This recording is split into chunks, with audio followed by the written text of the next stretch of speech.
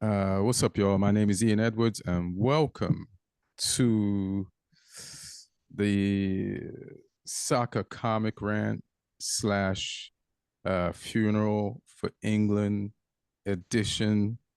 It's after the finals of the Euros. England lost to Spain. Thank you if you're watching or listening. We're kind of barely here. Lee and me, we did not talk about this, but we're both wearing black to the funeral. So Lee, I see you wearing black That's too. that's not a funeral. You can't have a funeral for something that wasn't ever alive. Damn, we that's we were never cool. winning this tournament. I I mean, you didn't think that at the beginning of the tournament, before the first kick of England, did you think that? said semi-finals was my expectation, so we So we achieved my exceeded it. expectation. Yeah, Yeah, we exceeded it in the most hideous of ways, but we'll get into that. yeah, we'll get into it all. And we have Alex Avila, and he's a Man City fan, comic, but we'll talk Copa with him and the England's funeral also. And hold on a second, I have a call. Let me just answer it. Yeah, yes, Sir Gareth. Listen, how are you feeling? First of all, I figured you wouldn't be feeling that good, but you have to calm down. It's gonna get better. And Sir Gareth, Sir Gareth, yeah, just Sir Gareth. I know you like it when I call you Sir Gareth, but after this podcast, I can't call you Sir Gareth anymore because you have to win the thing to earn the thing. So it was cool to call you Sir Gareth after the semifinals, but just because we're friends and I want to be on the up and up with you, like this is the last Sir Gareth. You know what I'm saying? But listen, just I'm in the middle of the pod. I just was checking up on you to see if you was all right, and you know, call me back if you need to talk. All right, one. Sorry about that, guys. Just doing some damage control. So hold on one second, Gareth. No, we still can't. We can't have the guys who threw the beer at you executed in Trafalgar Square anymore. Like if you'd have won, that's one of the things I think they would have allowed, even though it's like an old rule and law. But now that you didn't win, yeah, yeah. All right, one. It's just a busy day. Sorry, guys. All right, so let's talk football. Uh, where do we start? Let, Lee, let's hear your feelings on the game, and I'm worried asking you about that, but go ahead, spill. uh, I just I feel like it was a missed opportunity. Um, but in the game overall, and I think overall in the tournament, I think the best team won. I think you can't argue with how Spain played throughout this tournament. You know, they went at teams. They wanted to try and win the games. They were brave. They had exciting players. You know, Williams and Yamal on the wings were exciting. Ruiz was running the midfield. Olmo running the midfield. Rodri, when he was on the field, was running in the midfield. Um, you know, they had a quality team who rose to the occasion, and also they weren't fancied before the start of the tournament. They weren't really in people's discussions for winners. You know, that was France, was Portugal, uh, Germany being mentioned by some people as well because they were on home soil and had a good team. So yeah, Spain were sort of not written off, but they just were sort of a bit under the radar before the tournament because it was a younger team, a team of players who hadn't maybe proved themselves um, like some of the previous Spain teams had. So yeah, I think the result was right, but I think it's a missed opportunity for England in terms of we were And it's not a surprise that we were this because we've been this the whole tournament, but we weren't. Right. We were the opposite of what Spain were. We weren't brave. We weren't trying to win the game for most of the game. We were just trying to be in the game, which I think is the true like curse of Southgate's tactical style. Is just being in games, never dominating games, never controlling games, never. And you don't always have to do that by controlling possession, but we just didn't look for a lot of the game like we were trying to win the game. And lots of people have probably said it already in the media and stuff, but there was the incident where just before Spain scored their winner, we were bringing on Gallagher and Trippier. They were ready. They were suited up, ready to come on. And that told you that Southgate wasn't trying to win the game at that point. He was trying to go to extra time. He was trying to potentially go to penalties. And I mean, again, took 60 minutes to hook Kane, where, I don't know, like, clearly whatever he brings to the team as a captain, and he is a good captain, the players respect him. Whatever he Hold on brings to one the team as a second. captain. So Gareth, that's what you talk. So you never hung up, so you heard that whole thing. and that's what you're talking about. Like, you hook Kane at 60 minutes, but everybody's like, you should have hooked him sooner. It's like, what you whatever you do, you're saying nobody's happy with. If you'd have hooked him before the half, they would say, why didn't you still hook him sooner? And I know that's what it seems like, but it's fine. Listen, I have to go. I'm in the middle of this. You have to hang up. All right. One. Yeah. So let me just jump in like in Gareth's, not even Gareth's defense. Like, let me painfully shout out Spain and their manager. And there's a few things he did, and a few things that Spain's FA or whatever they call it did, and I feel like we almost did it. We have a similar coach. Like, our coach is from our FA. Their coach is from their version of the FA and their youth setup system. And so they also knows all their young players. But the thing is, Spanish football has been advanced or more advanced than most European or South American nations for a minute, with Pep and all the other disciples of Johan Cruyff, and then Pep taking that a step further has made everybody else in Spain who wants to be a coach step up their game. And so there's a few things that have to happen if England want to ever win a title or this World Cup coming up. And they were close, because when I rewatched the game, it wasn't a terrible game. And we even played better the second time I watched it.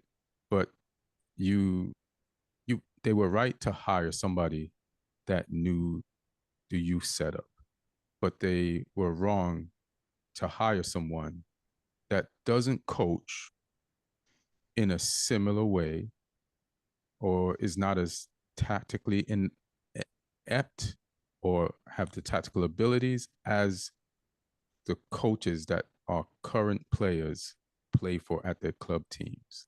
Like, you have to hire a coach that coaches a national team the way most of our national players play their club football. When Spain finally got over the hump years ago with Iniesta, Xavi, and mostly Barcelona players, they were playing Pep's progressive football, and their national coaches, both national coaches, because they had two national coaches, one that helped them win the first Euros, and then Del Bosque, I think, helped them win the World Cup and then the Euros after. Both coached in the Cruyff Pep style. So it was easy for the Real Madrid and Barcelona players, and mostly Barcelona players, to like adapt to that system. And then you had David Villa and homeboy from Liverpool, Torres, who was a sub, and just people that could, like, who had played against these teams or mostly were on these teams. So it helps. And Gareth Southgate coaches the way he lost the Euros to other teams back in the day when he played. Like back in the day when Italy was winning Euros and World Cups, they were a very defensive team. So the teams that they brought internationally to these tournaments were defensive teams. So those players knew how to play that style, you know? And the same thing with the Brazilian teams. Like even when they came to Europe, the Brazilian players, those club teams that had those Brazilian players had them play in a way that would enhance their abilities. So I feel like Gareth has done us a great service, and we should definitely get a head coach that can teach attacking, possessive, counter-attacking, pressing football, because our press wasn't that good. But you got to give Spain props. Like the way they were set up and the way they pressed and the way they made us uncomfortable uniformly with when we had the ball, we couldn't get out. And that's just everybody knowing their position. And that's a coach that picked players that weren't on the top teams. Like, I feel like in the final, Barcelona had one player from their team in the final, and Real Madrid had one. You know what I mean? Like, it was from the, but these are all players that he picked to actually play, came through the international youth system. I think he's touched them all in some way before. They're familiar with his style. So nobody's just coming in there not knowing how to play this.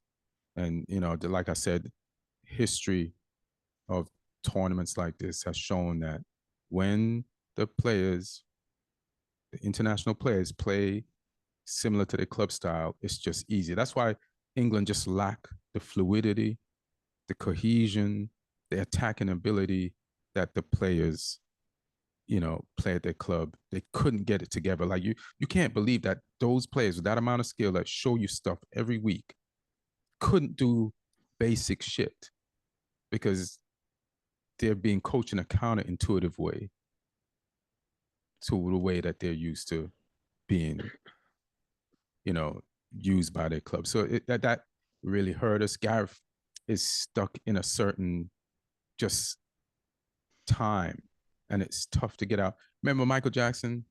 I can name so many great rock musicians who are stuck in the style that made them famous. You know what I mean? Like, even though Michael Jackson's never stopped wearing short pants, short, long pants, Little Richard never stopped curling his hair. Even the Rolling Stones look a lot like they used to look back then, but they've updated it a little. You just gotta get like Steve Howe, Eddie Howe, homeboy that used to be at Chelsea and Brighton Hove, or Tuchel, because Tuchel knows England and our thing. But let's get some feelings from Alex on this. Sorry, guys. What up, fam? I'm sorry, guys. Like that's all I can say. Sorry. No, but you know, honestly, Not your it's really. fault. I think like it's really tough for me to kind of like compare what you guys feeling because I'm not a Mexico and the U.S. bad teams, horrible teams. So I'm not. Even if I can get excited, like it's realistically I cannot. But for me, what frustrating is you know, I'm at a bar, I'm at a pub bar, and all these people who I guess they're looking at England like kind of like not really seriously. You know, it's like this team's in a final for a reason. This team's stacked, player by player, piece of paper. I don't know, like if it was like a video game, FIFA or transfer market, whatever you want to say, far superior. You know, like England player by player, the benches they have so much potential, but in the field it doesn't seem like it. And I feel like for me, like that's probably again I cannot feel what you guys feel, but I would feel so frustrated seeing such a potential not playing with that amount of like you know you have a I mean I don't want to use the word arsenal, but you have so many weapons in your team, and it's not I think like honestly, I feel like England played better when they were losing. When you guys were losing, it seems like there's something happens that you guys are playing better, and as soon as you had a chance to be Go, in like going okay, going a goal down was our best coach this tournament. That snapped everybody into shape. And I don't know if they kind of just when they went a goal it's like down reaction. It's like disregarded. reactionary. It's like reactionary football. Like you're reacting because like if you're boxing Right. or whatever, you're in the ring, somebody hits you, like okay, I gotta hit back. And we're like, why don't you go and like try to do the first punch? Every The last knockout game, we went behind. Every single the, knockout the game, we last went the behind last first. 10 minutes, I think like when Spain got scored, I literally like the whole bar where I was like people were like, oh my god, because Spain has I think they got taken out Morata, and all of a sudden it's like, whoa, they got nowhere a lot of players to attack. And I feel like that's the moment when you gotta go for it. Like that's the moment where you're like these last 10 minutes, we can put Spain to the box, and somehow England just, you know what, you guys can have the ball. We don't want the ball. Let's compact again. And it was like a 4-4-1-1, some kind of weird formation, and I don't understand it, guys. Like I'm sorry that your coach let you guys down. Yeah, there's definitely a better style of football we can play. And I know Gareth is afraid of like going full out attack, but Spain shows that you can attack and be an attacking team and cover all the angles. You know, we got them a few times, but only one of the goals went in, and that's a risk you could take. But even with as defensive we were, they had more attempts. So why be that defensive in the first place? You know, why not be the team that gets more attempts? Like our XG for this tournament was super low, you know, from even in the games that we won against teams that were better than like clearly on paper and should be on the pitch, like their XG was just higher. Did you hear the You know, stats of our XG? Our go ahead. You put total some in. Go ahead. our total XG for the whole tournament was lower than Croatia's, and Croatia went out in the group stage. Yeah. It's just, and Kane had one touch in their penalty box And, during and that your game. and Like your X it's and your XG went up on the last play from what's the guy Rice. So if that doesn't happen, like she's probably even lower. Right. And, yeah, just and poor to watch. Just I I playing have a I playing have like a a small. I have a question for both of you guys. Because when I was watching the game and I saw Rodri coming out because he got injured, I was just like, whoa, this is it. Like I don't see how. I don't know much about Subimendi, the player. Like I know a little bit about it. I know he came up nobody from the did. youth. Nobody did. Well, the coach trusts him because apparently the coach had like play under him for like 100 games under youth, like you said, and the youth And ranked yeah, him. So the coach knew what he was doing. But when I saw that, I was like, Rodri's out. Like it's over. Like, did you guys at that moment? Did you guys feel like, okay, Rodri coming out? I feel like Rodri is an underrated player who's also overrated. Like I didn't think that him coming out, like all it did was take Foden off him because Foden was on him, like at the throughout the match in the first half. But then it made us relax. Oh, we don't have to worry about Rodri, which made Spain more dangerous. You know, once we saw that, and it's like Rodri coming out doesn't mean they ain't gonna put in a Rodri person or that Spain is gonna be that. He's overrated in the sense that England thought they didn't, that Spain didn't have a replacement for him, which was dangerous for us. And the person they put in, there was no drop off. The irony of Spain scoring the moment Rodri was on the bench is hysterical in a terrible way for England. Yeah, I mean, Zubimendi's a good player, and if a player's in the Spain squad, then they're probably good. Yeah. So yeah, I thought, I was hoping, I was trying to be optimistic, hoping that just having to change Rodri out would throw them out of their stride, but it absolutely did not. This is why I didn't feel optimistic. Oh, this is one of the other thing that England has to do to win, and it also goes back to the captain, the coach, put it in that player. Now that player had played one game this tournament, and it was the third group game where Spain changed 10 players for that game. And I think they still won that game.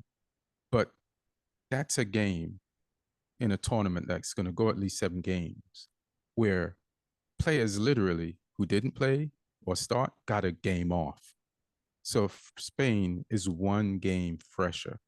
So where Gareth messed up was us not winning, and I know we won our group, but not winning the second game. Yeah, because Lee mentioned it. Lee wanted the team rested on the third game, but you're like, if you rested, you might not qualify, you know? Yeah, that's why we had to play the starters for the third game, and then you could give less people a chance, you know, to trust them. But I feel like there's enough players in our team that came in other games that Gareth should have put his trust in this game. So he had enough of a sample. He could have started size. Palmer. He could have started Eze. Could have started Gord. Like, could have started Watkins. Like, you could have started these guys in that game, and if anything, it would have maybe been an improvement given how we were playing. But I don't know. Like I say, the selection is one thing, but I question how they're being asked to play as well. I don't know whether or not Pickford pinging long balls. I want to get to that too. Is that an instruction or is that Pickford? Because Kane's not winning those balls. But equally, I don't think Pickford's a good enough goalkeeper to play out under a high press from Spain. So, you know, I mean, I thought Stones probably had his best game on the ball, maybe the Netherlands game as well. But he looked better, but we panicked a little bit under the press when we did have the ball at the back. It wasn't quite as slick as it could have been. There were times when we got out, but there were other times where we just played ourselves into trouble. And I don't think that's a style of play that Southgate truly understands enough to coach. He doesn't. He doesn't. Yeah. I agree with you 100%. And this isn't a rundown Southgate podcast, because there are a lot of things that he does do good. You know, the atmosphere around the team. You know, we've said these things before. The atmosphere around the team is the best it's been around an England team in decades. You know, the public like the team, the public like the players. And it's sad almost seeing that slip away during this tournament because of the way we've played. Like it was at such a peak, at such a high over the last few tournaments, and then it kind of feels like this tournament was one tournament too far for Southgate in terms of just, you know, now the flaws have maybe been exposed a little bit too much because he's had to try and transition to a new group of players. Whereas I think he had more generals, he had more leaders in the previous groups of players that he'd had, more experience in the squad. Like I think before this tournament, like Kane and Saka are the only players who'd scored more than 4 goals for England in the squad, which is crazy considering the players we'd had in previous squads. And, you know, maybe that's on Southgate for taking out the likes of Rashford, Sterling, people who did actually have that tournament experience. I understand why he did though. And that's his gamble to make. But yeah, I just feel like the good stuff he did has maybe been overshadowed by his limitations in this tournament, and that's a shame. But it does need to be pointed out because, yeah, we've just been sort of tactically poor this tournament for the most part. I mean, there has been times where he got it right. The subs against Netherlands, absolutely spot on, but so many other games just, and yeah, when every pundit is saying it and every fan is saying it, it's like, okay, well, you know, sometimes you can say, you know, fans don't know what they're talking about or pundits don't know what they're talking about, but there's so many people that are saying the same things. It's like, okay, well, it's quite obvious. And I kind of, you know, I hope there's a conversation that he has with the FA where it's like I hope he gets to leave on his terms. I hope he gets to walk away rather than them have to say no. But I think it's time. Like the cycle has kind of reached its conclusion, in my opinion. And I think his limitation. I think he's taken the team as far as he can. Yeah. Unless he decides to radically switch up his tactics before another tournament, which I don't think he will. Right. You know, based on the sort of coach he is, I think he has his own beliefs and his own knowledge. And I think maybe after this long in the role, it would be good for him on a personal level to have time not doing this.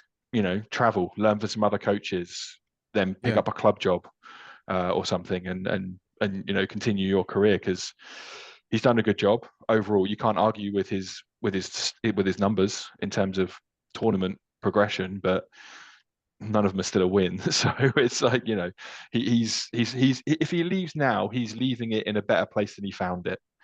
Right. And that's something to be commended, but I don't think he's going to take us beyond where he's taken us. Right. And listen, just to back that up, this is not a bash Gareth podcast, because I've never really bashed him. I've defended him on this podcast, and we're just like observing the whole tournament after the fact, and that gives us a way to identify how to improve. We have collected the data, and we see, you know, like watching the game again proved to me that we could do what Spain is doing if we had a more tactical coach. Like when you hear like De Zerbi speak, or players talk about De Zerbi, or when Pep is analyzed, you see how much positioning is important on the pitch. Like I said it last season, the Premier League has slowed down a lot. Remember, it used to be like go, go, go, go, go. But sometimes teams will take 3 to 4 minutes to get the ball out the back. And it's like a chess match, but they figure it out. And it takes a lot of patience. It takes a lot of calm, and it takes a lot of outsmarting and positioning. And sometimes it's just, you get that one split second to get out, and then you take it and you break the press, and then you turn the game around on the other team. But you have to know everything about the lines and the triangles and the whole diagram of the pitch. And I don't think that's what Southgate is doing over there. Like they took care of the penalties because it was obvious that England has trouble in penalties. So you have to put that same emphasis, is like, how do we work out the back? And sometimes you have to learn that in a tournament, but that's some shit I know these players know, because I've seen them do it in the Premier League. But also defending Southgate is he gets attacked a lot. So when people attack Southgate, they attack his history. You know, a lot of English fans and the pundits, they rewrite history to make Southgate look bad. So this is one thing I wanted to address. Like all the pundits and all the fans are like, we shouldn't have lost to Croatia. Like he blew that game. Like go back and look at that squad. That ain't this squad. It ain't the squad from the last tournament either. That squad should have lost to Croatia.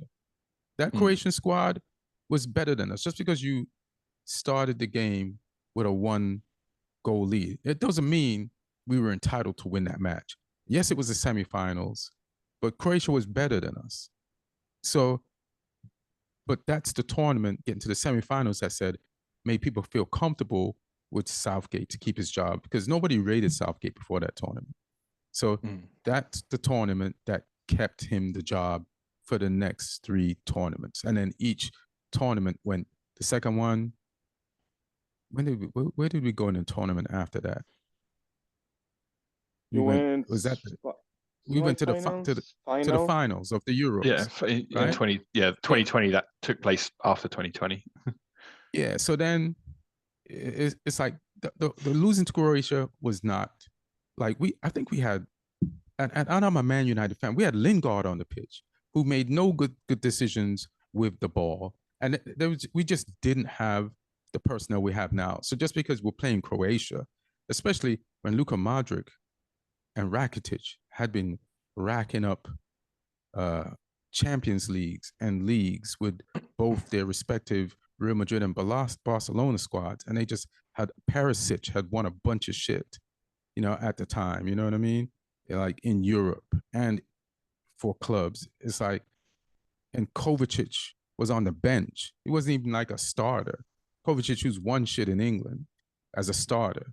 You know what I mean? Don't be like trying to use that as a case to build a case against Southgate. Nah, we shouldn't have beat Croatia, but we did good, and he did good in getting to that final. And then Italy, yeah, we could have won. Even if we attacked, we still could have lost, but it's better to attack and lose and sit back. But if we'd have sat back and won, and that's the thing, making people play counterintuitively is like you're asking players who are used to attack to sit back and defend a 1-goal lead.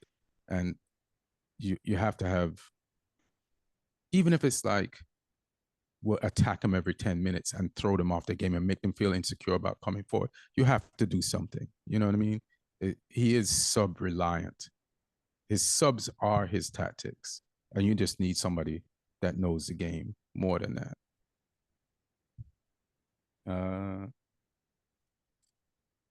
Kane was a step off. You mentioned Kane earlier. And there was one play when John Stones ran through the entire Spanish offense, through their midfield, got to their defense. And I've seen Kane do this before in this competition where he didn't know where to go. A forward, the guy that scored the most goals in Germany for the season and has been successful at Spurs, didn't know where to put himself in between defenders for Stones to release him. Stones got the ball. Like, hey, man, I can't hold on to this ball any longer. You're Harry Kane. You should know where to go. Like, give me something. Until I think he just had to force it to a crowded area.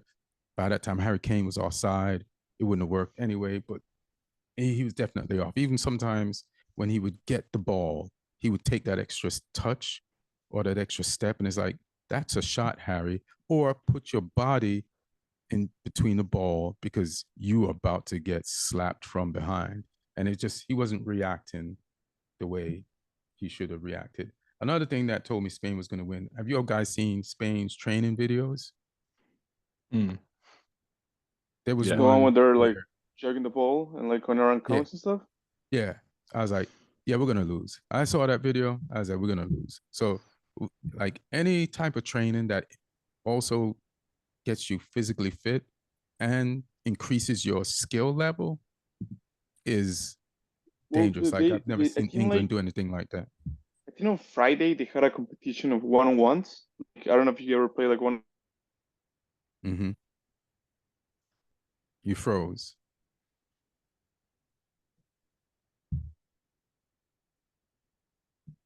Alex froze. Are you still there, Lee? Yeah, I'm here. Let me see if I get him off. Oh, he's back. You're back. We missed all of that. You froze the whole time. Really? Oh, yes. I was gonna say that. I don't know what you guys heard, but on Friday they had a one-on-one competition, like basically like a small little goals, and Morata and Yamal play each other for the finals. So all the players in Spain play, and Morata won. And you can see Morata playing. Morata I was like, Morata, you have skills, brother. You're like dribbling. You're making Yamal look bad, you know. Mm-hmm. So I think it's cool because you said like any kind of training like that gets you like working on your one-on-one skills and stuff. You know, that's fun. So at least I like that. Yeah, I feel like that gives those players the confidence in those tight spaces on the pitch to try something, which they did the entire match. Like we could not like take away their ability confidence, and we could not catch them in a trap that they didn't feel that they couldn't get out of. Meanwhile, we felt trapped a lot and was just gave up the ball or forced something. And it's like I don't think Southgate is the person to like force the players to do that. Lee, you took coaching badges. Are there like things that they do in England for teams to like increase their skill level the way South Americans do, or like in the Spanish videos? Yeah. None of what Southgate did is what I've been taught. The whole that Southgate was part of the sort of overhaul of they called it the England DNA. So it happened when Yes. Man United's new technical director or director of football, whatever he's called, Dan Ashworth, when he was at the FA, he was the one who started it. Southgate was the under-21 coach, was part of it. And it was all about playing front foot football, players who were comfortable on the ball, players that wanted to attack, players that wanted to press, players that wanted to win the ball back quickly, all of these things. And that was what I was taught on my coaching licenses, that we needed to be helping instill in our players. And they had an overhaul of the English academies quite a few years ago now, when I was sort of starting coaching, so around 2011.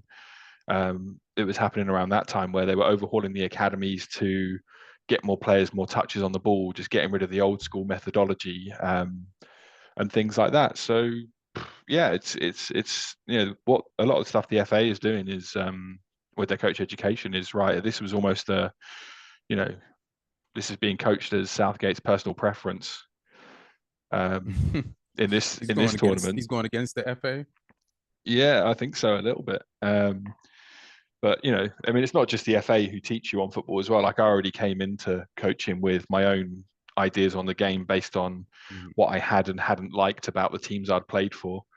And I traveled around. I went to stay with some different clubs around Europe and watch their academies and their first teams train and play, and spoke to coaches in other countries as well, in Belgium, Netherlands, and Spain, and things. So coaches need to do all these things on top of that to try and form their opinions. That's why I feel like Southgate needs to find out, just spend a month or so with De Zerbi. He needs to expand his mind and learn some details. Like if I hear stories like that, I'll feel better. Like Pep used to go hang with Bielsa, go to Argentina, and like I need people reading tactical books and learning different styles of play and trying stuff. I don't know if you guys know that Pep played in Mexico.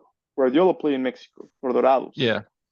And the only reason he played in Mexico is he wanted to learn from a coach. Juan Malilo.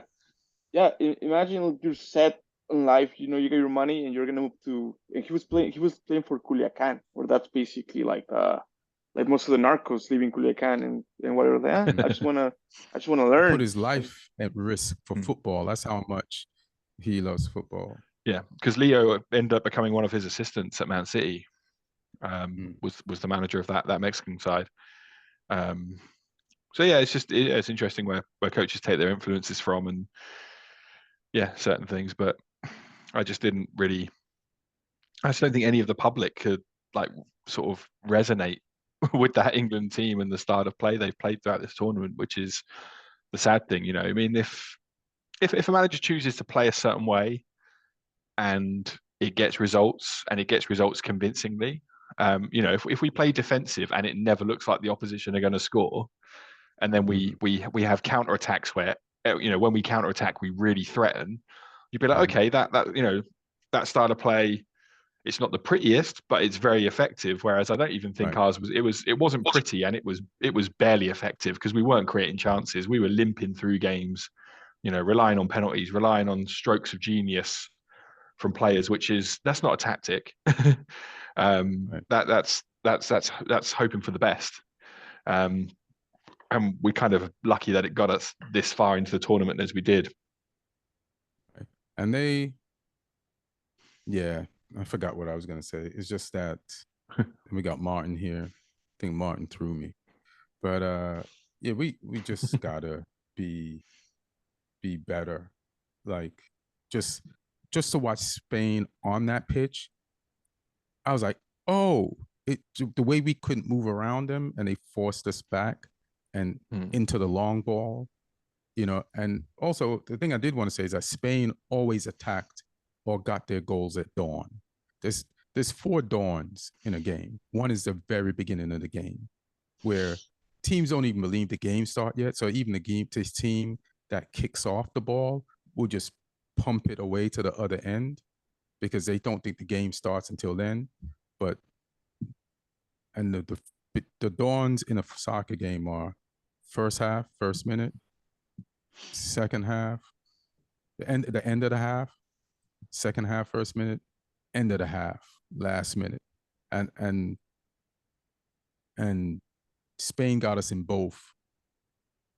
The early part of dawn is why teams attack at dawn, or armies attack at dawn, because people are barely awake yet. They're not ready for an attack. They're like, this is not serious yet. But you got to attack people when they're not expecting it. Like, they attacked us immediately as the second half started. And at the end of the half, when we thought, all right, we're all going to overtime, right? This is a gentleman's agreement. We ain't shaking hands on it, but we're going to, and England's like, yeah, we're going to extra time, right? Spain ain't really going to try to score. And Spain's like, fuck that. This is the last dawn of this game. We're attacking and we're going to score there. So we got caught out at dawn twice because we have been playing for extra time, and it almost happened to us before we went to penalties in the Switzerland game, I think, where we felt we had some agreement with Switzerland to go to penalties, and they almost scored a bunch of times, but luckily we didn't, and then we won the game in penalties. We got Martin.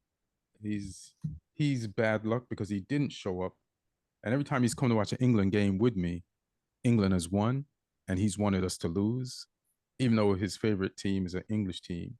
So what are your thoughts? We're wrapping up England, Spain. And just let me say this too, that everybody who thinks Southgate sucks, or they only beat us 2-1. We didn't get smashed by the best team in the tournament.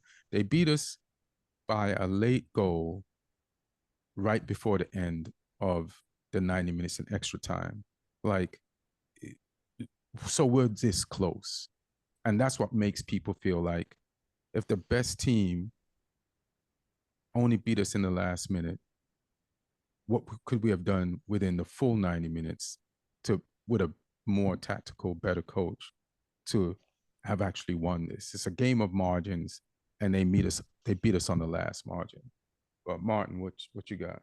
What negativity you got? No, it's very positive. It's very positive. First of all, I want to thank Gareth Southgate. The day before the game, he said that he would promise people a wonderful day of football, and he delivered to me. It was a wonderful day of football. Spain won and beat England. So I thank you, Gareth Southgate, for that promise. I'm very, very, very happy. I was a little bit nervous before the game, so to bring the good luck charm, I watched the highlights of '94 World Cup qualification campaign, which is my second favorite World Cup qualification. That's the qualification when England didn't qualify for the World Cup, but it's not my favorite. My favorite is 1974, when England didn't qualify for the World Cup because they lost to Poland. So that's like that much happiness might never happen again. But so that was my second favorite. But here's the thing about the game, Spain against England. You're weird. Why are you such a hater of England? I don't understand. All we do is watch English football. All you do is talk about Spurs. No, I watched Copa America last night. I'm sorry. We're going to get to Copa. Is Spurs getting their ass whooped in England like make you hate the rest of England? So when you get a chance to root against I love England, but one of the most traumatic experiences from my childhood was when I was watching late at night as a 7-year-old England against Poland at the World Cup in Mexico, and Lineker scored a hat trick. So probably since then I had a little bit of I would say I didn't support England in major tournaments. Here, let me tell you this. But in this case, like I was afraid that I was a little bit nervous. I was afraid that there needs to be a divine intervention, like a hand of God that happened before. But I didn't have to be that nervous because Spain was clearly better, and Spain was clearly the best team of the tournament. And it's actually a very successful Euros for England because finishing second, I think it's better than it's better than the football they played. It's better than they deserve overall, but at the same time, it's a results-oriented game. Sports versus other aspects of life. In sports, most of the time, you will get what the result is the consequence of either you're good at your job or you're not. So finishing second, it's a success for Southgate and for England. Were they the second best team of the tournament? Probably not.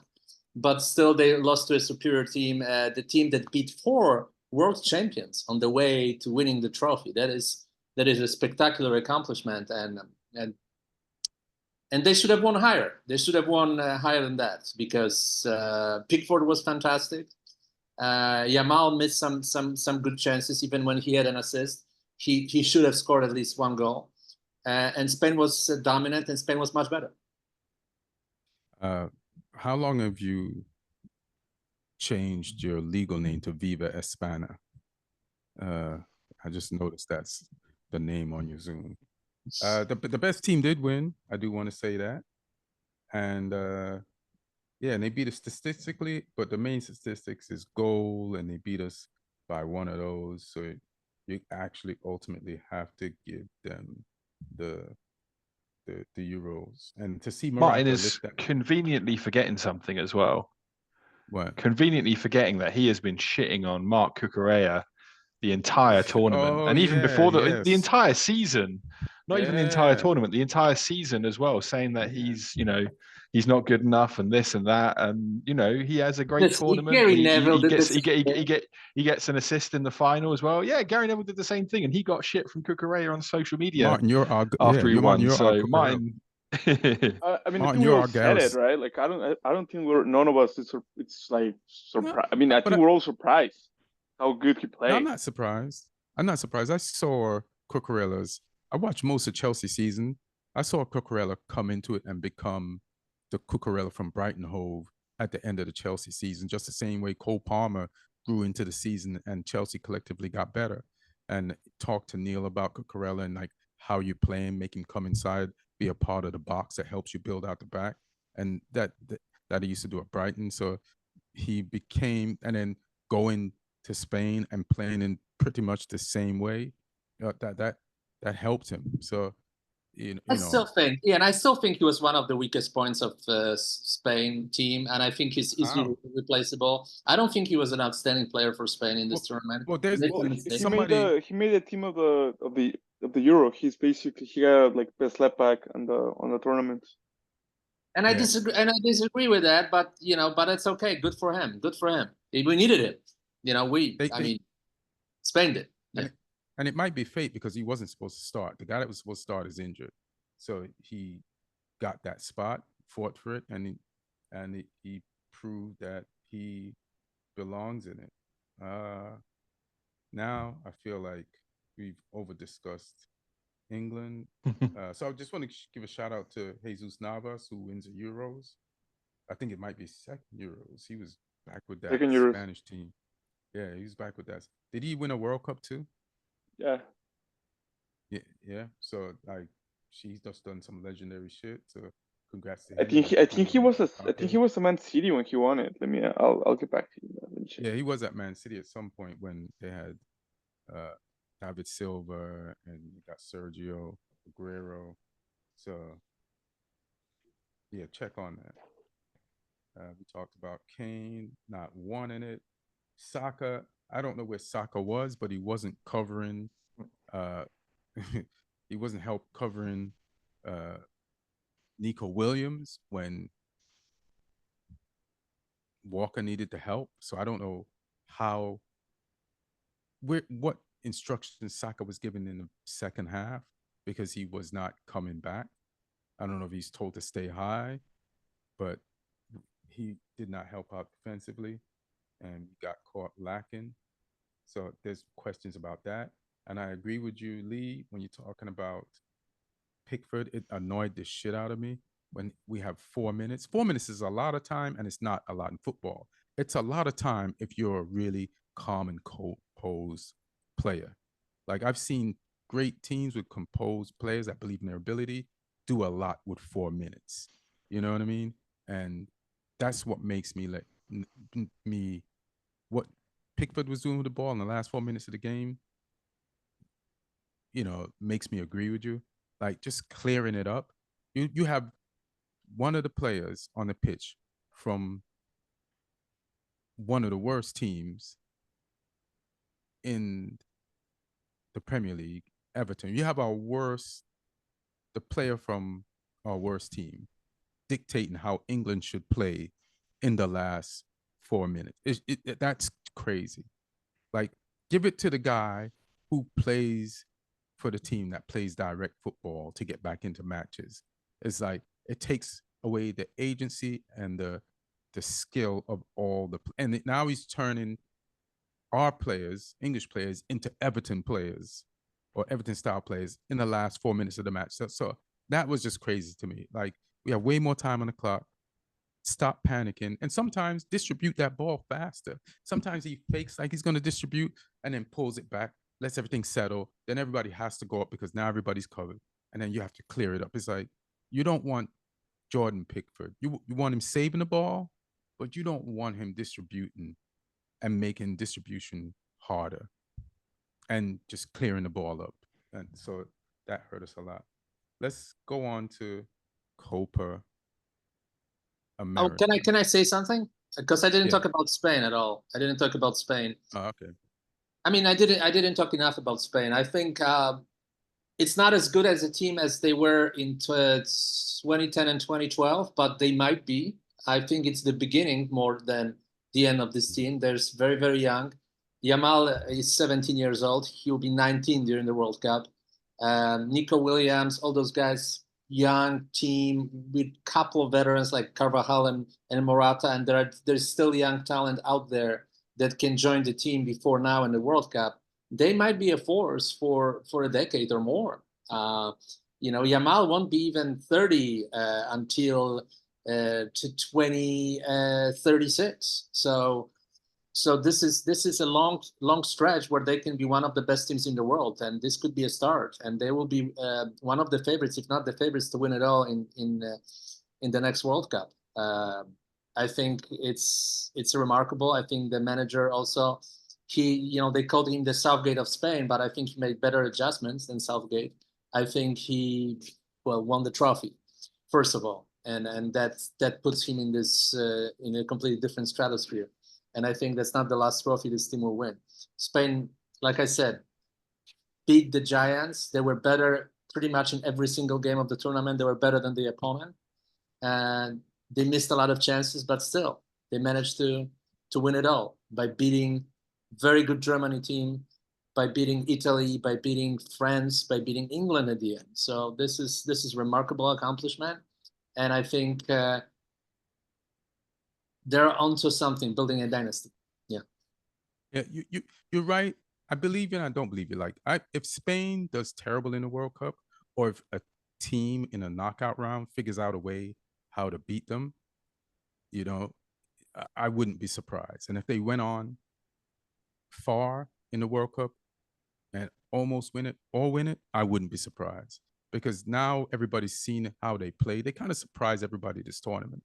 You didn't know what Spain was going to do until they started doing it. And by the time they started doing it, like, they didn't run into, and everybody kind of played into their hands. Like, even France did not unleash their firepower. They didn't go mano a mano. They played defensive. Germany went attacking and lost a battle of two attacking teams, and then there was England, who kind of was a hybrid of the Germany/France approach, and you just got beat by one goal by Spain. But I can see teams like just studying Spain now, just in case they're gonna run into them, and being more ready for them. You know what I mean? Well, It's just you can't prepare for Spain the entire tournament. You have to prepare for the team you're playing before Spain, before you get to Spain. And ultimately, England we had Gareth Southgate and only 4 days to prepare for Spain. But somebody else, another team, now that they know, they could beat them. Sorry, what were you gonna say? Well, that's kind of what everyone said back in when they won everything, right? Like, everyone's like, everybody knows how to prepare for Spain, and they won back-to-back Euros and a World Cup. But that's why I think that team back then was better than this one.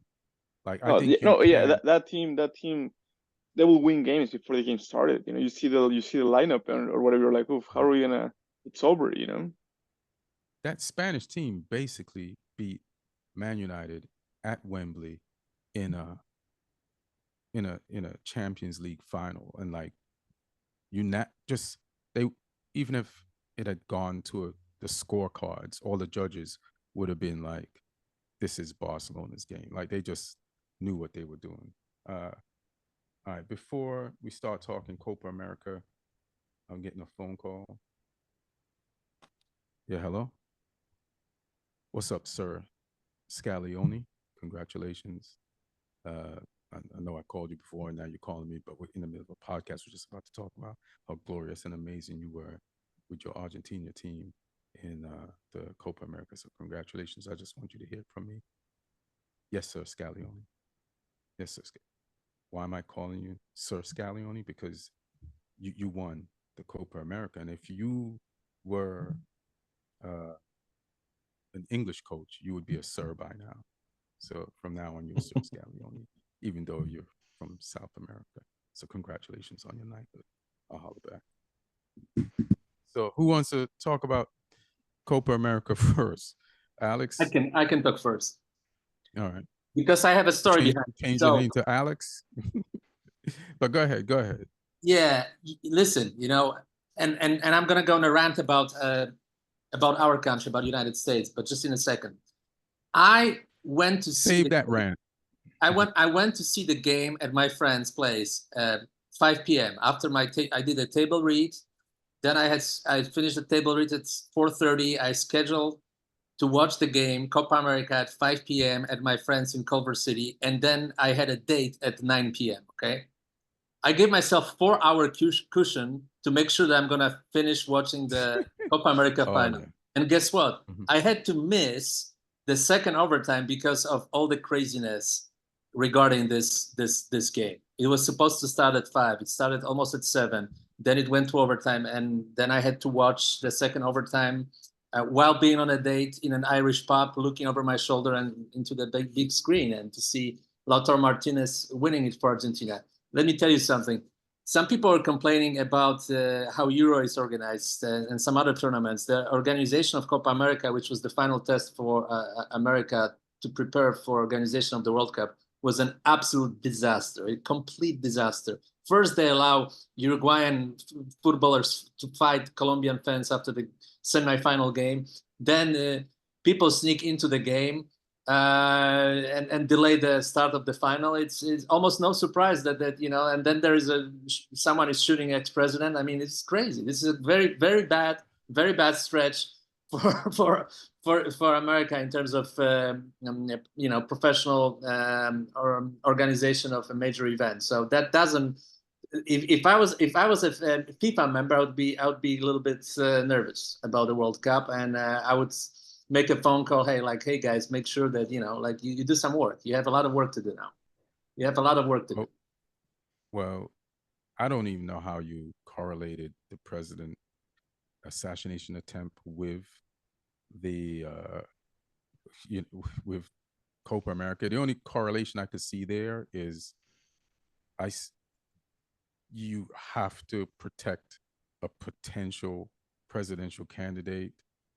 You have to protect the stadium better than the way they did protect Trump, because there was a video of that shooter climbing up to shoot him. And people were watching him. So that's crazy. And it's the same way this was crazy in the sense that there's a video of people feel the tunneling into the stadium. Yeah, exactly. So like that's the only correlation I see there. Like you can see the person actually they filmed the guy actually trying to shoot Trump, and they filmed people actually tunneling into the stadium. When I say people, I say let's just say Colombians. Let's just call it what it is. So Colombia's fans will kind of sometimes England fans go abroad and they be tripping. You have to call it what it is. England fans be tripping. Colombian fans, this tournament be tripping, but it's not a racial thing because England during the last Euros in Wembley, they the final against Italy. The final against Italy. And then also I remember a Champions League with Real Madrid versus Liverpool where in Paris.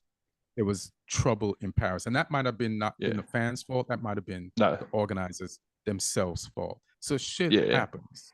Shit happens with whether it's security's fault or a specific country's fault. But Colombia fans, it was all you on video. Now, if there was more video of other shit, of other people, fine. But you guys were involved in the invading the space of the Uruguayan families, which set off the fight that had Darwin Nunez fighting Colombian fans, and you all caused a major delay, destroyed escalators, tried to sneak in through the gate, like just bold-faced bum rush, old school hip hop style, and tried to drug mule your way into the stadium, which was hilarious, but y'all can't do that, fam.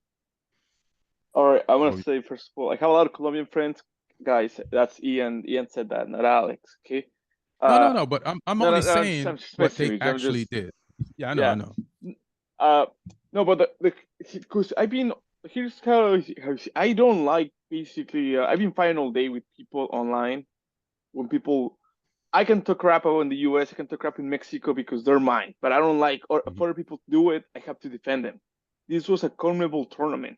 This wasn't an American tournament. This wasn't the World Cup.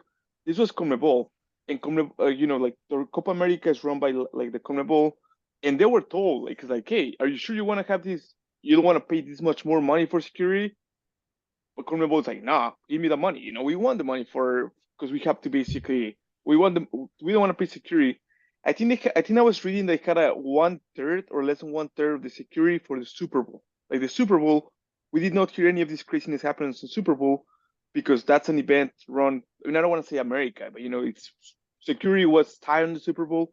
CONMEBOL said, I don't think we need this much security. You guys are crazy. You guys are Americans. You guys don't know what you guys are talking about. And that's kind of happened. So I think like it's gonna be completely different from the World Cup because that's gonna be, I don't know, taken into consideration. Now they know.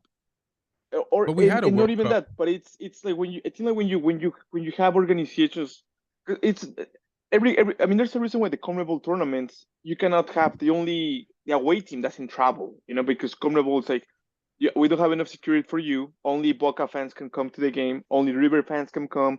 We're not gonna allow Brazilians come to the game. We're not gonna, because they don't want to deal with security, and I think like that's kind of happened. Like they did not wanted to spend the money necessary to have the place safe.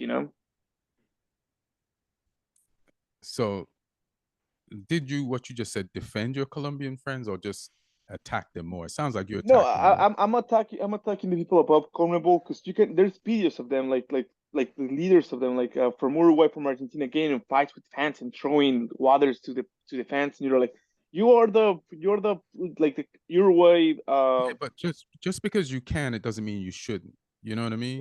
No, just because you can, 100% you should not do it. The Uruguayan family section, that doesn't mean you should. Especially a game you won, so you won that game. Just chill. You go celebrate the win, fam. And then this game, it's like I'm sure they got the impetus to do this. Probably they were inspired a lot by the English during the Euros to like I'm sure there's stories of people that did bum rush, English fans that bum rushed during the Euros and got in and got to see the game.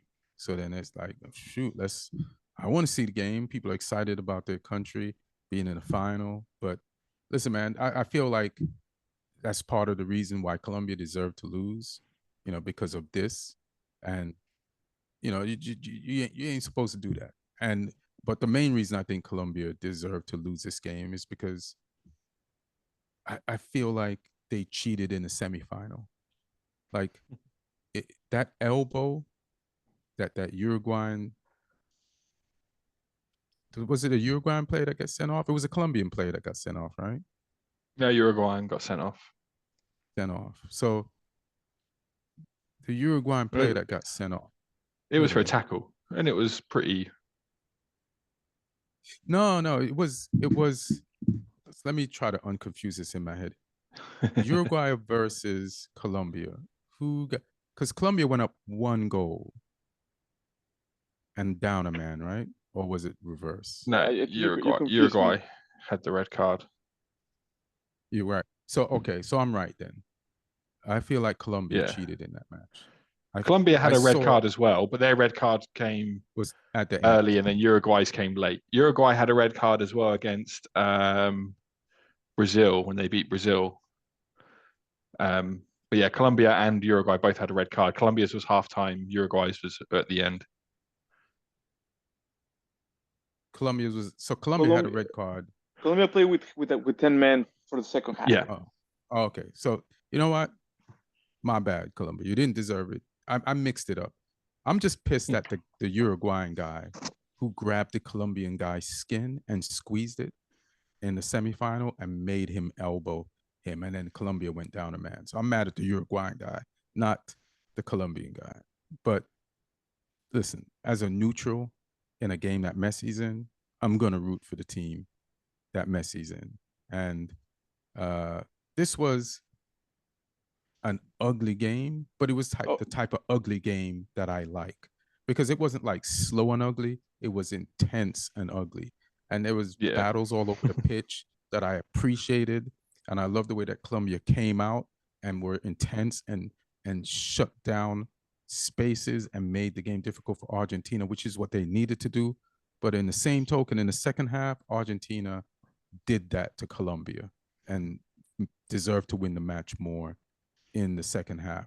I feel like in the second half, Di Maria was like, shit, this is my last game for Argentina. I better turn this up. Like, this is my last time. So he had a better second half than the first half. And even though Argentina won, what took Scaloni that long to bring on Lautaro Martinez? Like, that would always boggle my mind. It's like, you have the leading scorer of the tournament sitting on the bench.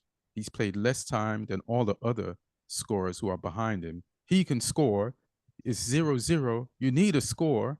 So why not put the scorer on when Messi, one of the greatest players in your history, better than Maradona, which is no insult to Maradona, you should just end this thing. Put Lautaro Martinez on the pitch and end this tournament. So you won, Sir Scaloni, but I would love to find out what took you so long to put Lautaro. But I agree with you. Yeah, and I agree with you. But I will tell you also another thing: why Colombia manager took James Rodriguez down. That also I don't understand. He had 6 assists prior to this game. He was a bright spot for Colombia. That everything went through him. He was fouled like 4 or 5 times in dangerous position. You know why? He was the best player of the tournament up until the final. Why he took him out before the overtime? I don't get it. Yeah, I don't get that either. Like, I'll tell you the best part of the game. The best part of the game was Shakira, guys. Shakira, that game was not a fun game to watch. Shakira was the best part. And Shakira, like, the funny. So you love Shakira lip syncing? I love her, yeah. But I think like I was watching the game with some friends, and I was just like, hey, like, have you guys noticed it's like it's been more than 20 minutes since basically halftime. And normally what happens when there's like we all play the game. If there's like a longer break, you come back and like your body's not the same. You have to stretch, you have to be warm up. And I'm not even joking. I think like the reason Messi gave Ginger is because he had to wait 25 minutes to go back in the field, and otherwise he's plays the whole game normal, you know. So Shakira got Messi injured, man. I mean, Shakira gave the Messi. I mean, it wasn't his fault. Like, he twisted that ankle right at the end of the half with that guy off. The funny thing about Messi's such a player. This is 2 things. On that injury, he's hurt. He's not faking this injury. It's a real injury. I've seen the ankle. It's real. Yeah. It's real. He has 2 ankles now. That's how big that ankle is. So that's a real injury. But so normally a player would be faking it, but Messi doesn't dive a lot. But even though he doesn't dive a lot, he did something a diver would do.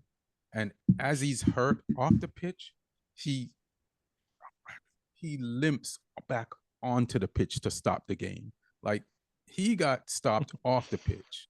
And then he like kind of like does this and like ends the play so that there's time for them to get medical attention to stop the game. So Colombia could not so he's even though the best player in the world doesn't have to cheat, like, he knows when he should, you know? Yeah, but I listen. I have full respect for Messi. He won another trophy, but the fact is, him being in the perfect 11, best 11 of the tournament is a big mistake. I mean, this is how you gonna not put him in there? Complete nonsense. He scored one goal in the whole tournament, and Lautaro Martinez scored 5, and Martinez is not in the best 11. Martin, you go tell him not to put him in there. Also, you be on that committee and not put Messi's name on there. See what happens. Who cares as well? These things are arbitrary. Like I care about who won the tournament. No, I understand that, but he didn't deserve to be in the best 11 of the tournament, you know. But yeah, he didn't deserve to be MLS MVP last year either. But there we are. Or Ballon d'Or.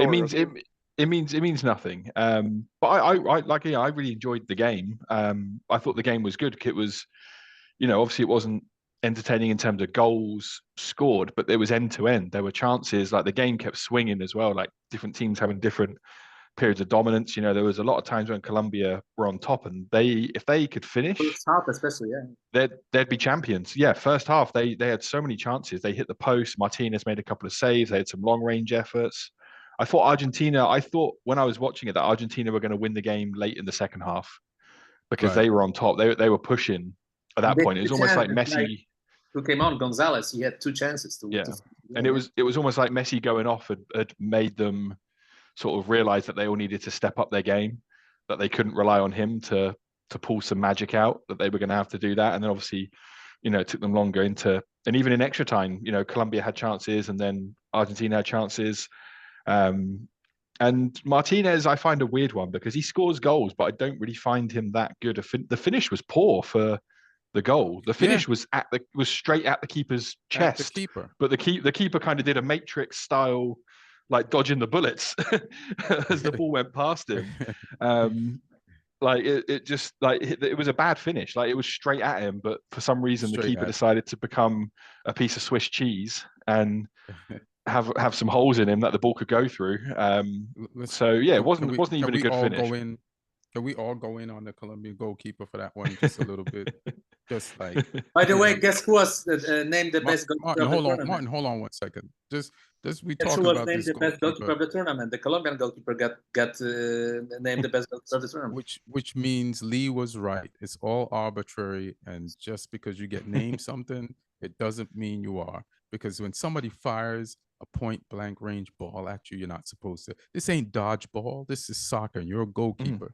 You're supposed to stand there and block that shit. I've seen defenders have to put their hands on their crotch and face a ball, and you can use your hands and you're leaning backwards like you're in a black cloak. That is pretty.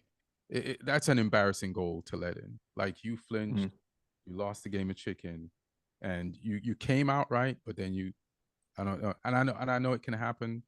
But that goalkeeper has got to be feeling sad about that goal. I think I also want to add that there were a couple of Argentina players that I think made a name for themselves. I mean, some of them already we know from the World Cup. They were pretty good at the World Cup. But I think, for example, Rodrigo de Paul, I think he was one of the best players of the tournament. I think major teams will line up for him. I think he was fantastic. He was a disgrace against Canada, though. Diving and then rolling around, and he was a disgrace against Canada, but he is a good player. He does the dirty work for Argentina. Yeah, and I would say he was the player of this game just because of the type of game it was, because it was such a messy game and people had to get in there and win the 50-50s, and he was like the main person doing that, especially in the second half when Argentina just been kind of like physicalized by Colombia. He was one of the players in the second half. Argentina was like, all right, we're going to do this back to them. We're winning everything. We're putting everything on the line. Also like to shout out Lo Celso for coming in as a sub and splitting that defense apart and passing to his other sub, Lautaro Martinez. So, like, why doesn't Lo Celso get more play wherever he's at? Like, where is he now? Is he in England? Is he? He's going to be leaving Spurs. Yeah, like why doesn't he ain't staying? Nobody plays Lo Celso. Why? Martin, you a He's Spurs. because he's a strange player. He's not really a playmaker, and he's not really a defensive midfielder. He's kind of a little bit of both, you know. So you need to have a system that where he can be kind of a sort of in between guy, you know. Like you have to play that system, and I think he fits that system. But I don't know. I had high hopes for him because he was great at Real Betis when we bought him, and he never really got going, you know. And it's been a few years when he was out on loan as well, but it's been a few years where he got a few chances. He never played consistently. Where was he on loan at? He went to Villarreal for a couple of seasons. Okay. Did he He's win a good with player, them? though. He's a good player. Yeah. Did he win a UEFA league with them? Oh yeah. Yeah, I think he won yeah. one with them. Yeah, because he's one of the players we joke about. Like, if you leave Spurs, you go win something. the only way you win something for Spurs is if they loan you out or they sell you. Sorry, Martin, but it's kind of true. Would you take the Paul to menu? What is he? A right midfielder or a right back? Like, what is he? I think he's like a double CD, like a center midfielder. Yeah, he's a water carrier in midfield, but can play as well. Like you play one with him and Mainu playing together, you know. Yeah, that would be perfect. Yeah, if you're gonna give me that every game, what you did in this final, you're in, because that's what we need. Right now, he's an Atletico Madrid player, and I think he is perfect for a Diego Simeone team. Yes, there you go. He's a Diego Simeone player. I feel like there should be a Diego Simeone. You know how there's, I feel like every great team in the world needs to buy one Diego Simeone like player, as if you've always sent that person. Now people get a dog from the shelter, and the dog has bad habits and doesn't listen and snaps at people, and you take him to like a place that, like, I was hanging out with some friends yesterday, and he told me he took his dog to this place, and now the dog is normal in public. Simeone is where you take a human being to make them into that dog that just came from the shelter. Make them imperfect. Make them like they had that, so that when they get on the pitch, they disrupt everything for the other team. Like that's the shelter. You need to go to the shelter and get you a Simeone player who's had an abusive life, and that will bring that abuse onto the pitch and mess up a pretty team's entire shit. And that's what Atletico Madrid is, the shelter. Yeah. You know? Like, even a player like Griezmann, it's turned into like he was a flowing attacking player, and now he's one of the best defensive attacking midfielders in the world. Just shout out to Luis Diaz. Like, the whole first half, Colombian players played like him with the energy of him, and he just doesn't stop. He's a energizer bunny. Already praised Lautaro Martinez. Goodbye, Di Maria. You've been fucking amazing. Great international career. You've won pretty much everything that you can win as an international player. You've won pretty much everything you could win as a club player. Just great career, man. And you just always enjoyed you. And you've also frustrated me a lot sometimes when you played for Real Madrid. I felt like you didn't pass enough. But Man U. I was going to say that for Man U. And listen, I blocked out the Man U thing. That didn't even happen. For me, he went straight from Madrid to PSG. I didn't even see him that week that he played for us. You know what I'm saying? He's gonna play for Inter Miami, probably. That's the rumor that he's gonna play for Inter Miami. Oh yeah, I thought he's gonna finish the season this season in Portugal for the team that he's already with, but who knows? Anything you guys want to say about these tournaments? And anything you want to say about? There's something I want to say about Man U. And here's the thing about. We said it all, I think, on the tournaments. Right. Here's the thing about Man U. So Man U did this thing where they extended Ten Hag's contract. So it's not a new contract. They just triggered an extra year. So he's there for 2026. And before they did that, they searched for managers that could possibly replace him. And then they came to the conclusion that, all right, Ten Hag, we're going to keep you. But after they did that, they went and did this slick side shit where they said, Ruud van Nistelrooy, would you like to be an assistant coach under Ten Hag? Now, Ruud van Nistelrooy, what was he doing last season? PSV manager, or not last season, season before, I think it was. At some point, head manager, PSV right? manager. Yeah, head coach, right. First team. So all this tells me, I don't know anybody picked this up, is that you don't really, INIOS, believe in Ten Hag, and you didn't want to fire him because the fan base is still excited about the win of the FA Cup. So you're like, we'll get a head manager who used to play for United as an assistant coach to be the guy we're going to use to replace Ten Hag if Ten Hag doesn't give us what we want. And what do you don't think that's what they were doing? No, he had one season as PSV manager, and he wasn't amazing. But before that, he was the under-19s coach for a few years. He was the under-21s coach for a few years. United have got Steve McLaren in the coaching setup, who was a first-team manager. He was the England manager, and he's happy being an assistant. I think for Van Nistelrooy, I'm sure he wants to be a manager again one day. And if you sack Ten Hag, he might get the interim, but I don't think he's not done anything. It'd be like appointing Solskjaer again if you put him as manager. So yeah, I don't see it that way. I think he's come to learn and to be a club he loves and to contribute. But I think he's only been a head coach for 1 year of his coaching career at senior level. The rest of the time he's been working within a structure. I think he's fine to work in that. So you don't think this is suspicious, and you don't think Ten Hag should check his brakes every time he gets into his car, that he's being set up to be replaced? Like, because that's how I would feel.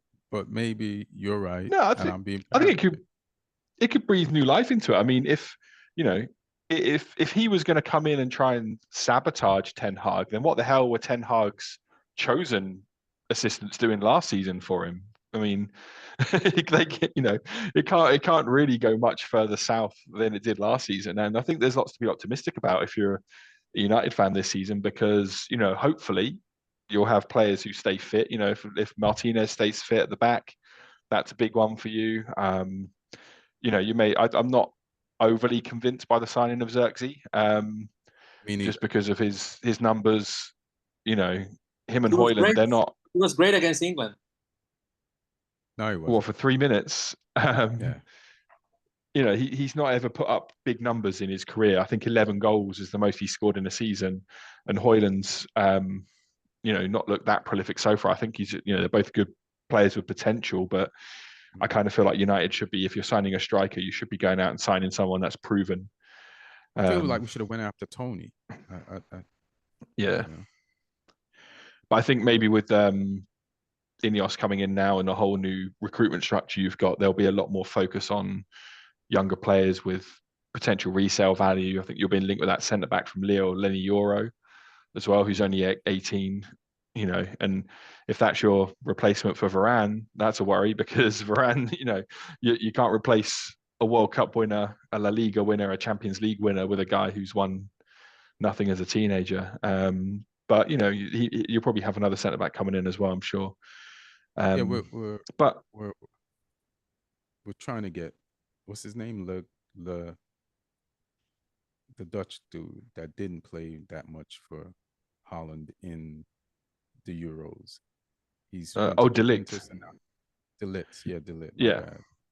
Yeah, if you can get him, I'm as convinced about De Ligt as I'm convinced about Xerxes, which means not much.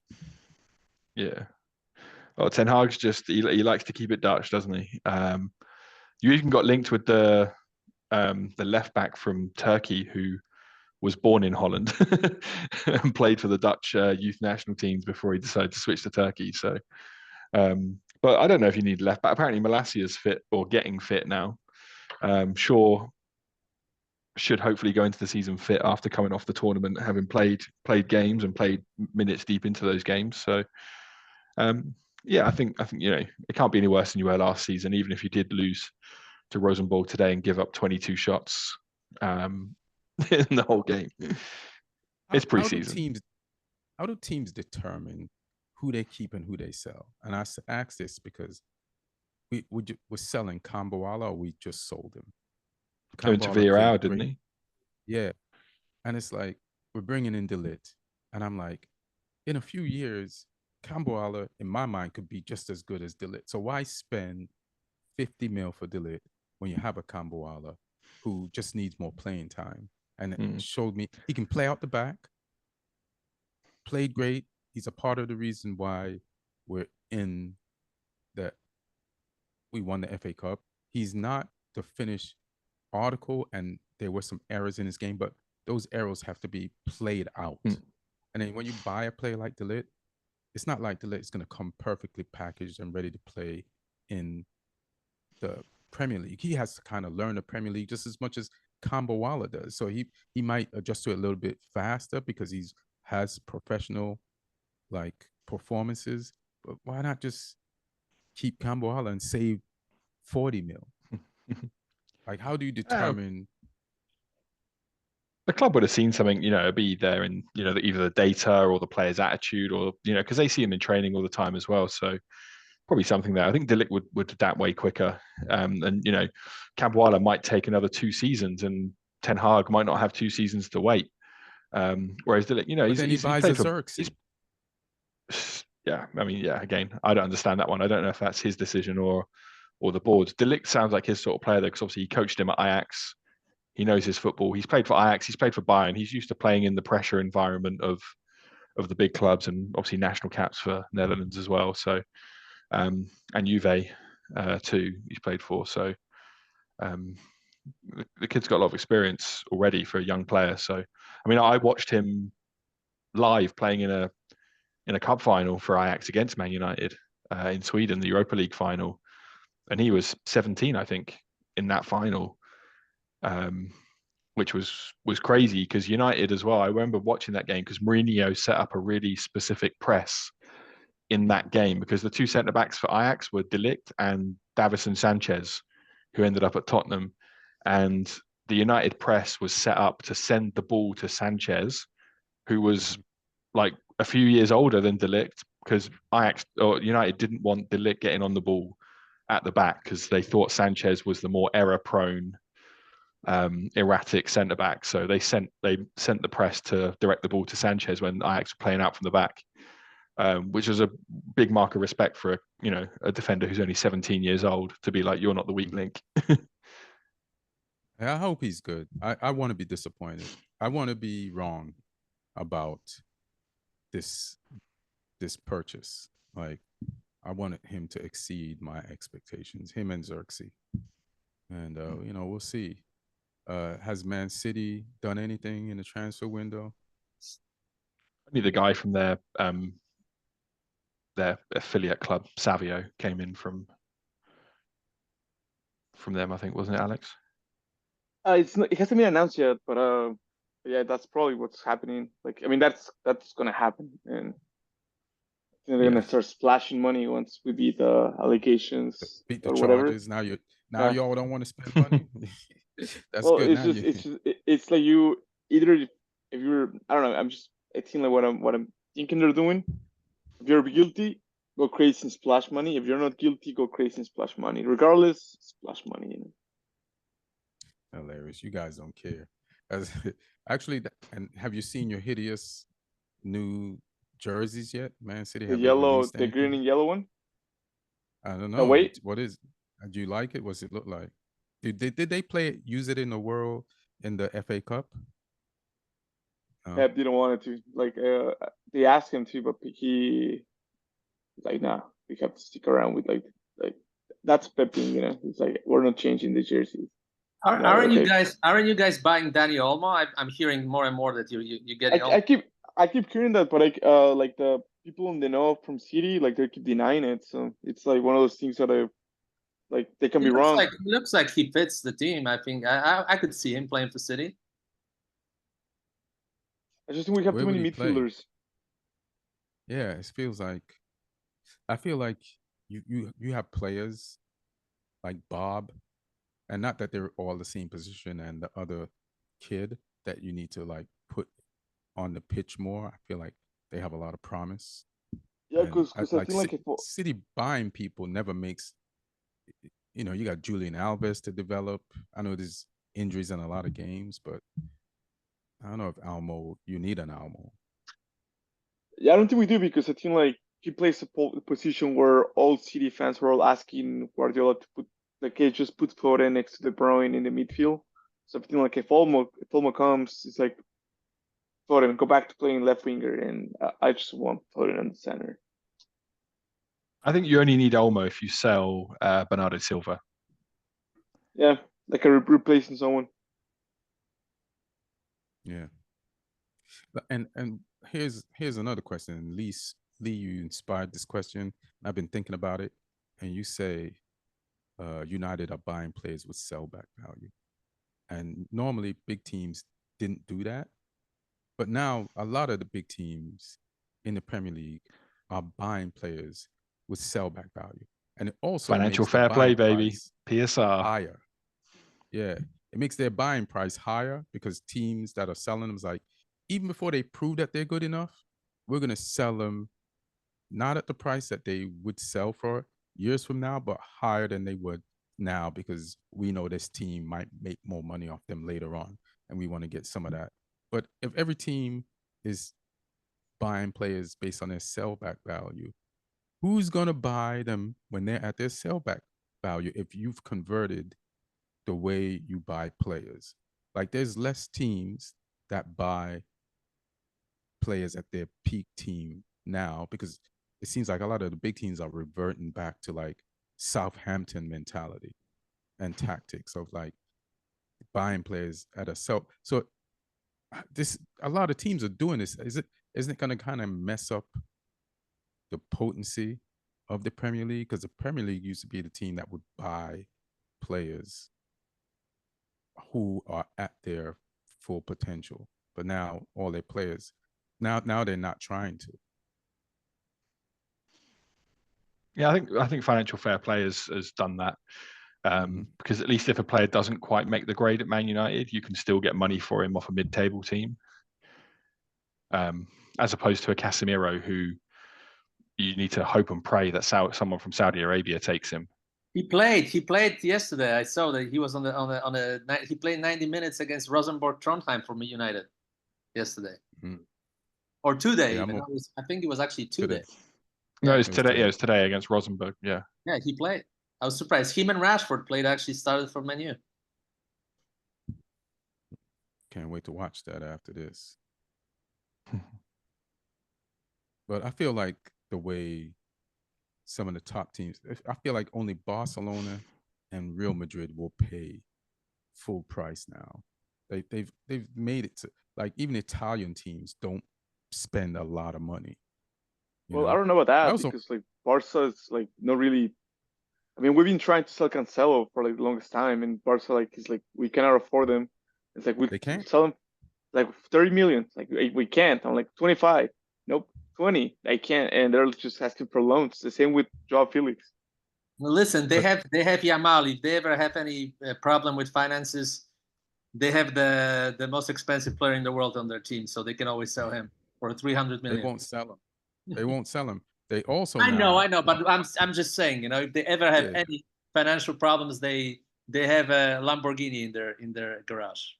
Garage that they are driving, but might have to give.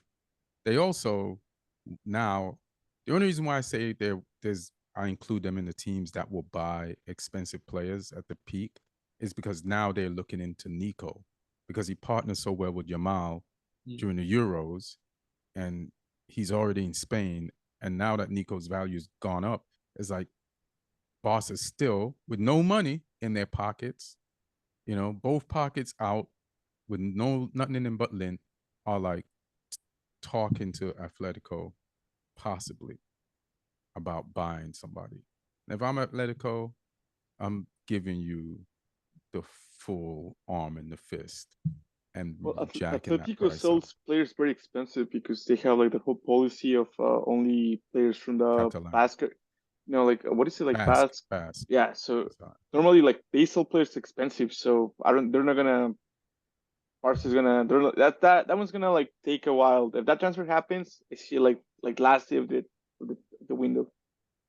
All right. All right, cool. Anything going on with Southampton, Lee? Did y'all do anything in your transfer? Oh, we are signing people. Word. We're pulling them in. We're getting them in early. We signed Japan's right back, Chakravarty from AZ in Netherlands. Really good player. He's coming in. He's already been announced. So it looks like Walker Peters might go though to West Ham, but Chakravarty from the data and whatnot is a bit more of an upgrade. And he, like I say, Japan's first choice right back. Really good player. Played in Europe now already, so he knows that the style of play and Why everything. And sell he Walker Peters if you need a Walker Peters and buy? because he's got 1 year left on his contract. Okay.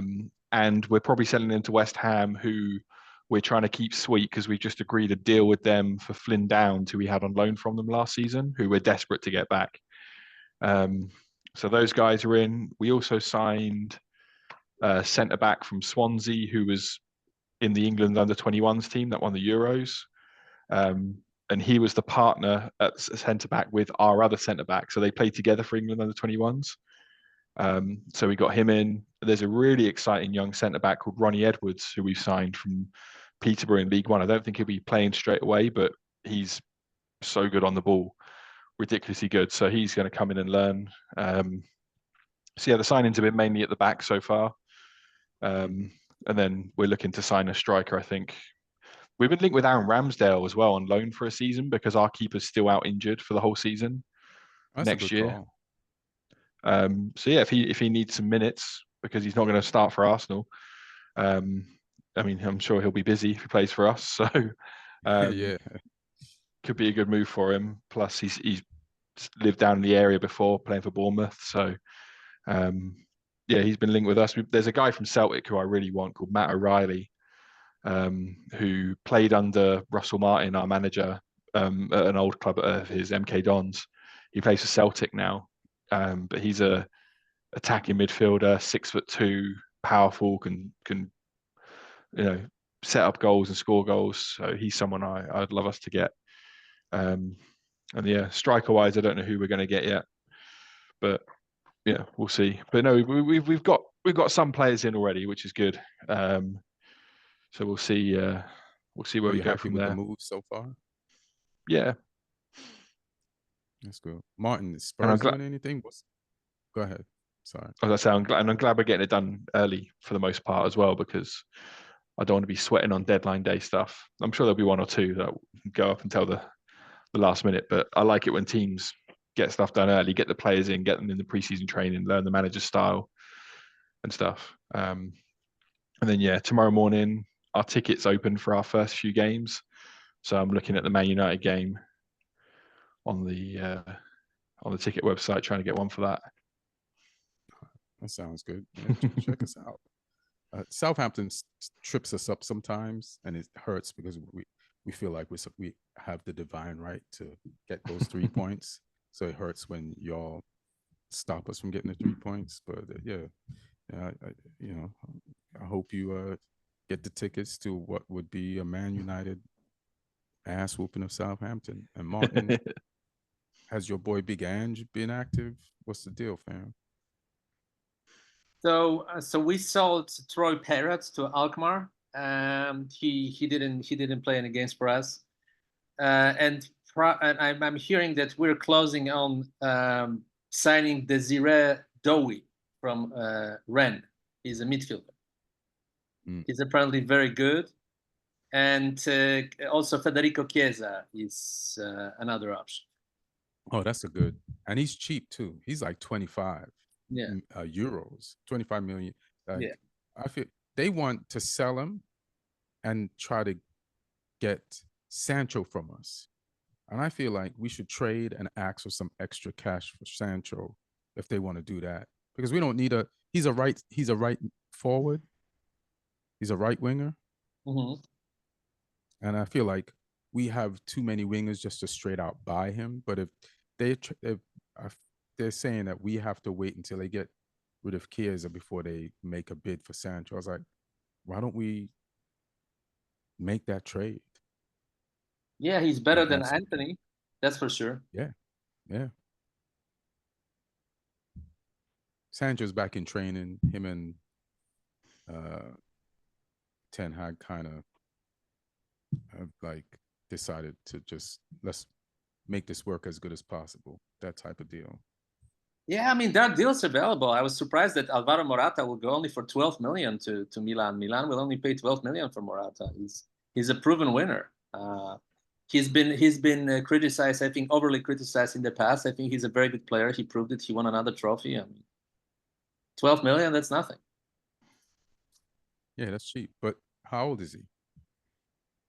I don't think he's that old, but he's not young. I think he's like 30 or something. Let me check. 31. 31. Yeah, it's not that much. I feel like 12 mil is a reasonable amount of money for Morata. And he's had a great career. It's just that he's always shown more promise than he's actually delivered, which is not a disrespect to him. It's just that we thought this guy was going to be really great based on some sample data that he gave us at different clubs. And then he just never performed at that level consistently. So he just won the Euros. I ain't got nothing bad to say about him. But I feel like the football did expect more than he's given on a consistent basis. Anybody got anything they want to say or throw out before we bounce up out this funeral? Oh, 1 second. Hey, Gareth. How did you know I called Scallione Sir Scallione? The podcast is not live and it's not up yet. So how did you? Well, he won, Gareth. Okay, he won. But I have to go. All right, bye. Sorry about that. So any last words? Anything? Martin, any last kicks in to England, the team you love to hate?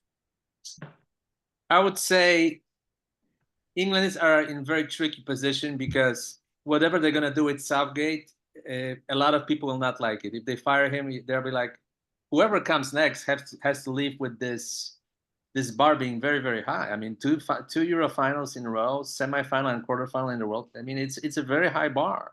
So whoever comes short of that will be immediately scrutinized. Immediately, because Southgate had some bad press and quite a lot of bad press, and he accomplished a lot. So, but then on the other end, if Southgate stays, people will be like, oh, we'll watch the same football as we did in Euro.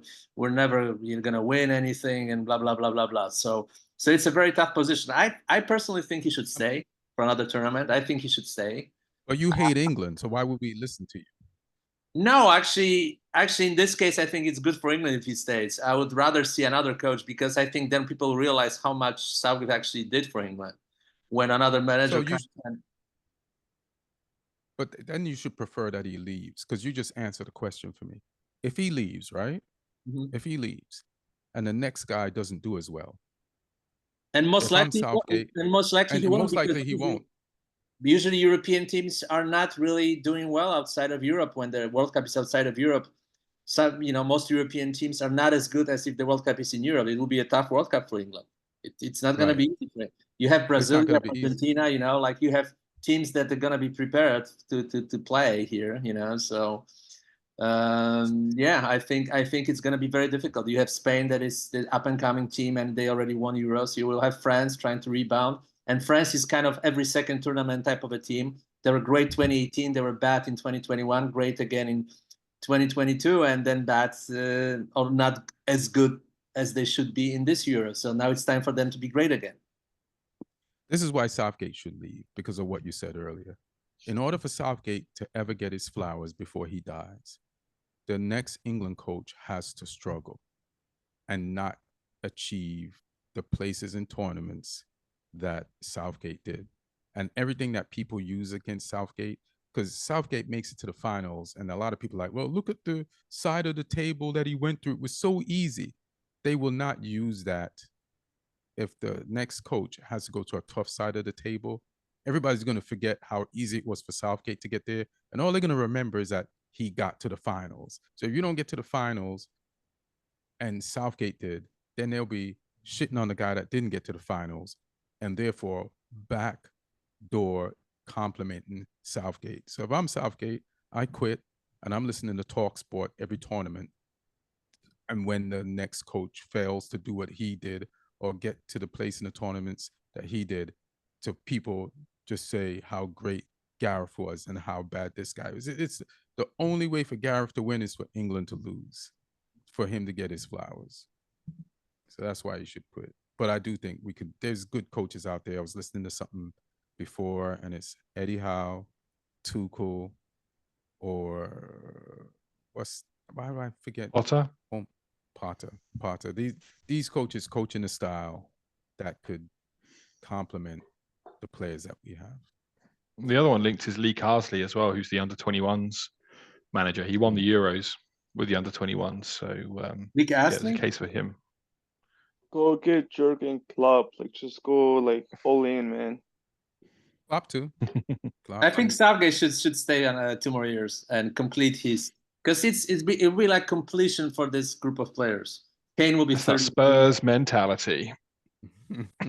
Well, I don't think Graham Potter would.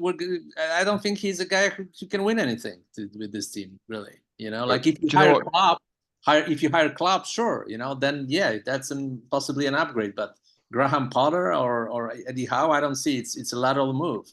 And Even if they play attacking football, it's an upgrade. You know, guess what Graham Potter and Southgate have in common? They've won the same amount of trophies for England. Attacking football like they did in 2014 and lose in the last 16. It's the same thing. No trophies. Okay. When you get to knockout stages of, as long as they get out the group, when you get to the knockout stages of tournament football in club or international football, it so much relies on the day. And as good as Southgate's been getting us to these things, the football, especially this tournament, has been poor, and we didn't win anything. So it doesn't matter if you go out in the quarters or the semis.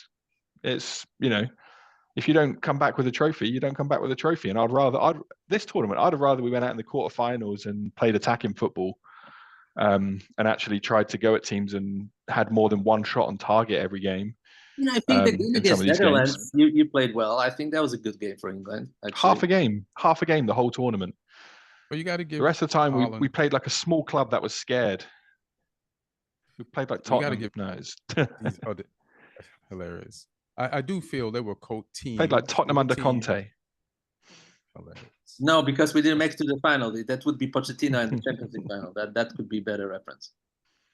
I feel like there were teams in the tournament that had less caliber of talent that played way better than us, and most teams in the tournament played better than us. So that means those teams were well coached and they were more aggressive than us. And even though they went out earlier, we shouldn't be playing worse football than Croatia. Our XG should be higher than theirs. So I do respect where we finished in the tournaments, but I do want a better style of play that maximizes the player's ability, and I feel like we'll win. There's no way. And I feel like you guys will be crying after Southgate years to come. You'll be like, remember when we had Southgate? Those were the times. Those were maybe. Why are we going to hark back to bad football and semi-final or final losses? Like I say, if he won something, you can justify it. The best stretch in the history of our England national team. The best stretch of 6 years in the history. By far the best. Yeah, but we have a great team, so we have the most difficult thing. team of very capable players. The next thing we need to add to that is a style that fits the amazing capability of these amazing players. Not that easy. I think it's not that hard either. Okay, I'll give you a closing argument. Everybody in Poland was bitching about Poland and the last World Cup. Oh, they didn't have style. They playing defensive football. But for the first time in 36 years, we qualified to the knockout stages of the World Cup. For the first time in 36 years. Guess what happened this year? Everybody was so happy with the style. Oh, we're playing great football. We everybody was happy, and we had 1 point in 3 games. I don't think you guys won that kind of outcome. Play beautiful football and get out in like group stages or the last 16. I don't think you won that. And that would be a reality check. Martin, are there better coaches than Southgate? Might not be better for this group of players. It's individual. That might be the best coach for this group of players. Who knows? Maybe I'd rather investigate that and try. Because don't forget one thing: this team, this English team, and that was always a problem with the English national team and English players. There's a lot of egos, a lot of strong characters. Jude Bellingham is a strong character. You have Kane, who is kind of a goofball. It's a lot of different personalities. And Southgate is not a guy with a huge ego who is like putting his, right foot forward. And somebody can come with that mentality, and they might not perform well for that person. A better coach. I might not rather take that chance. How about that? I think the Southgate deserves more respect for what he did. We gave him respect the whole podcast before you came on, but now we're saying more. England deserves more. Only a Spurs fan would treat not winning a trophy as a trophy. I look at the result. I just got one last question. Is this Argentinian one of the best Argentinian teams in the history of Argentina? Because they won the Copa. Okay, good. Copa, World Cup, Copa. But I agree with you. But anybody else had any thoughts? I mean, it's not necessarily up there. They won trophies. That's what international football is about. I don't think player for player they're up there with like some of the older teams. But even then, some of those older teams, I know I wasn't around when they were doing it with Maradona. But you'd be hard pressed to name that many other players from those teams. Kempes, maybe. But they weren't full of greats.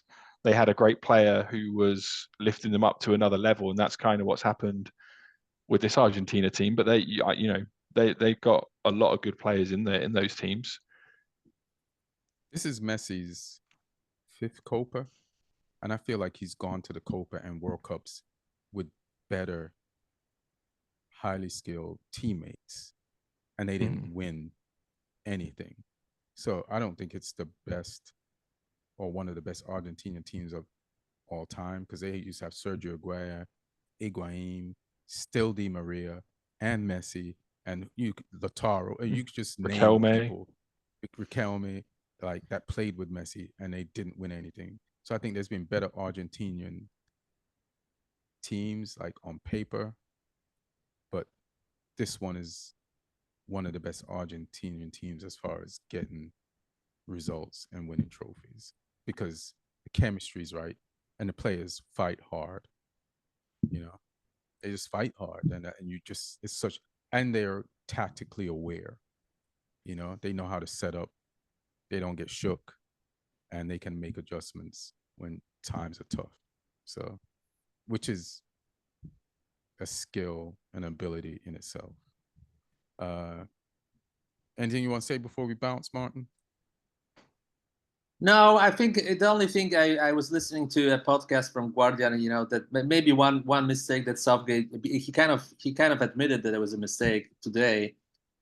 He said that Kane wasn't fully fit during the tournament, and the people are saying, so then why didn't you play Watkins in his place for the tournament? And that might be right. That might be the only criticism I agree with, that he was playing unfit player versus a fit player who was clearly informed. So that's it.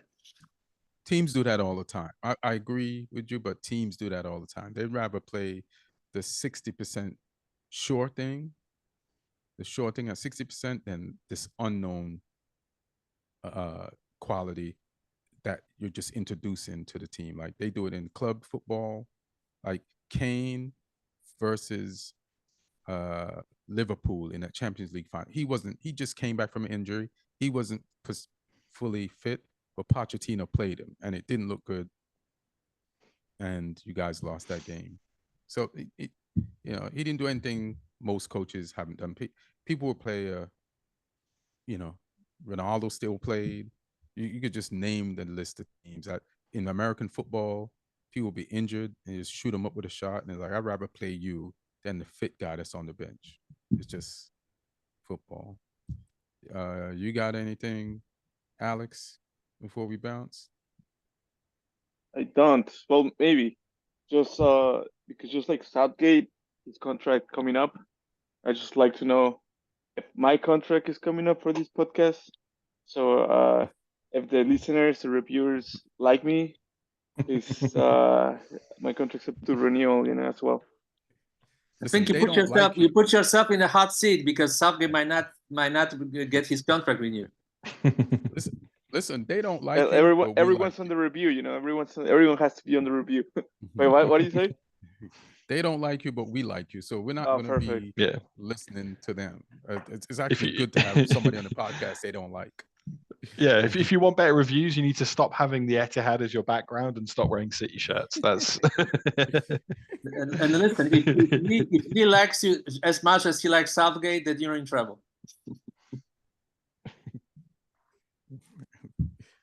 I don't even know how to respond to that. Go ahead, Lee. You got anything you want to out this on? No, just thanks Southgate. Like I say, taking us as far as he can. Time for someone else to have a go. It might be better, it might be worse, but it won't be as boring. All right. Thank you, Southgate, for 4 tournaments of lifting the British spirit and getting England organized and giving us hope. Let's not forget, the positivity that we felt and the belief that lifted the spirit of England just period from that first tournament to this one. And I ain't gonna forget that. And hopefully somebody can just build on that. And you still get your props. I would still give you your props if somebody wins with your team, because you built that and we were dead in the water when you came in. Roy Hudson, Iceland, and then who's the guy that got fired after one game? That's where we were. Allardyce. Allardyce. That's where we were. Hey, that one game, he won that one game though. It was horrible. It was a horrible game. 2 more years. 2 more years.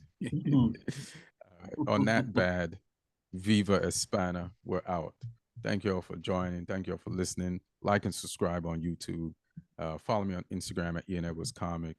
And I got shows coming up. All right. How do I stop this thing? I never know how to stop this thing.